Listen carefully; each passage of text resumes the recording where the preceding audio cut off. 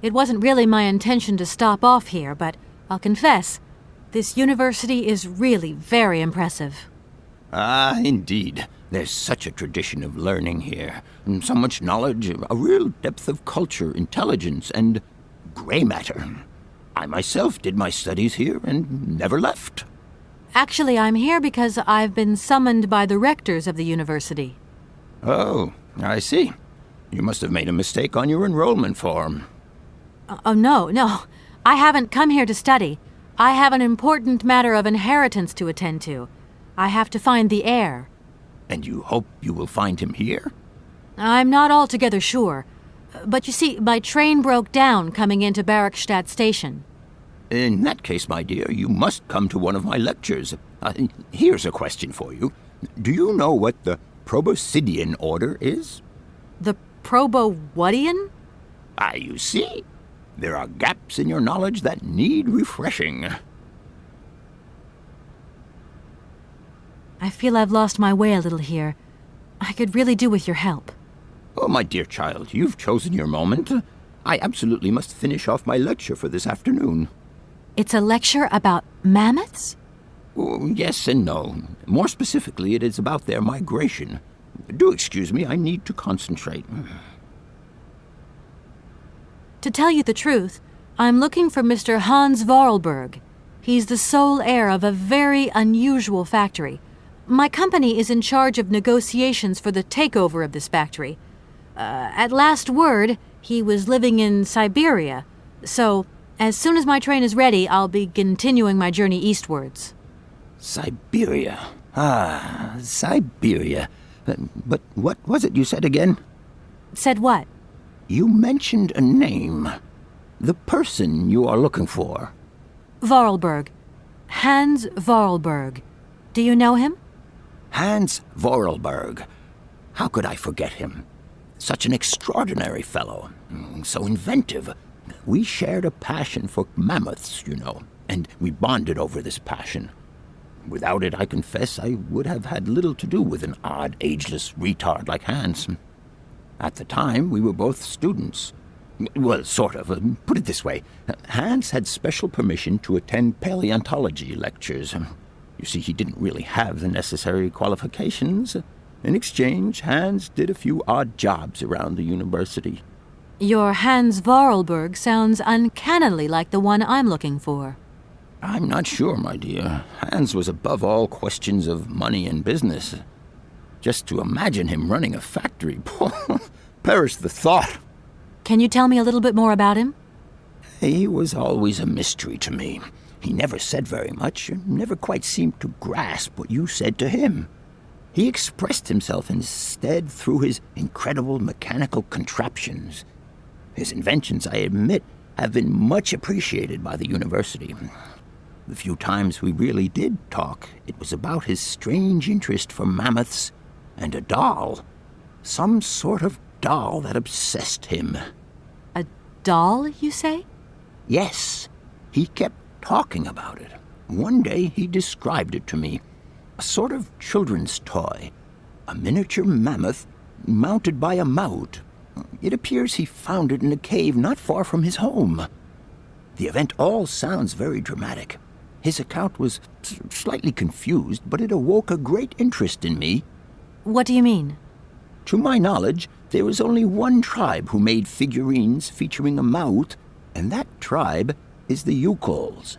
They live in the farthest reaches of Syberia, and for them, the dolls constituted a sacred object, illustrating one of their central legends. How such a doll made the journey from the frozen Siberian north to a cave in the French Alps is a mystery to me. Even today, it is beyond my comprehension. Have you considered that Hans Vorarlberg was maybe making it up? You said yourself he didn't seem to have all his mental facilities intact. No, that's impossible. Hans couldn't invent a story like that. The doll is a sacred part of the Syberia legend. He described it to me in exact detail. Syberia itself is a chimera that paleontologists of the world are very fond of pursuing. Arriving in Barrackstadt is an amazing experience. I've never seen such a station. You came by train? Yes, in a kind of clockwork train with a spring mechanism that winds down regularly. You mean you drive a train? Young ladies of today never cease to amaze me. Oh, no, I'm not the engineer. The train's engineer is actually an automaton.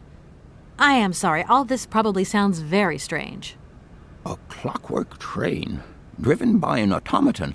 I once knew a man long ago who could have invented such a train. It was he who designed the bandstand in the main square. To think that he was even capable of creating such a gadget. He was astounding, a true genius.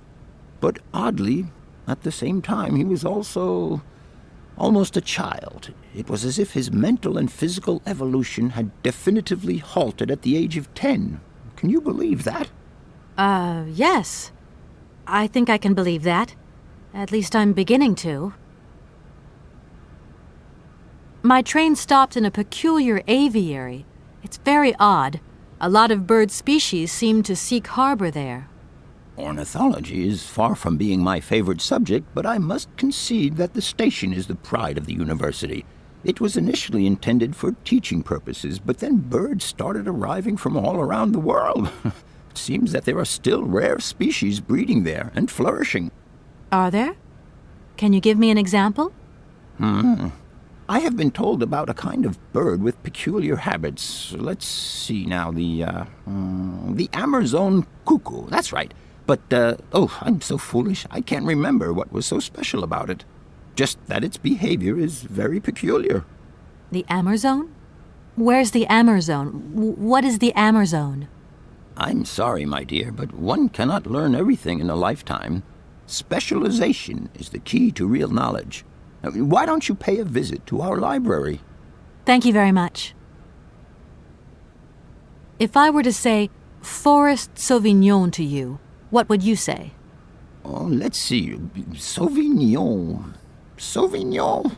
I would say it's some kind of tropical shrub, don't you think? We are talking about the same plant, then. It is a very rare shrub with small, juicy fruits.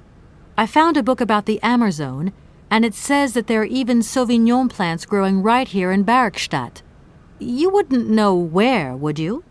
Amazon Sauvignon plants here? No. No, I don't think there are any. Highly implausible. But you should ask the station master. He is keeper of the greenhouse at our university, so he could tell you more than me. Oh, thanks very much. Professor, how do I say this? You see, I didn't think I'd need a lot of money when I set out.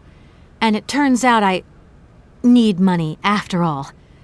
It's a delicate matter, I know, but I was wondering if you could help me out.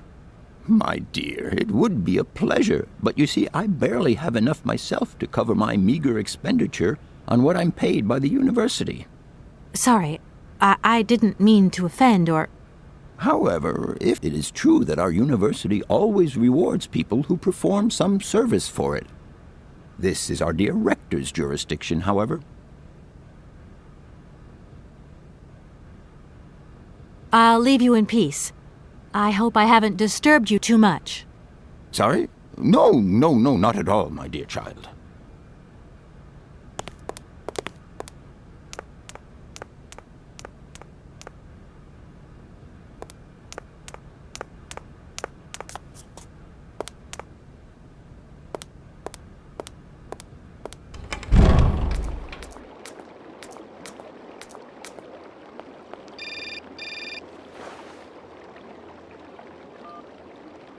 Hello?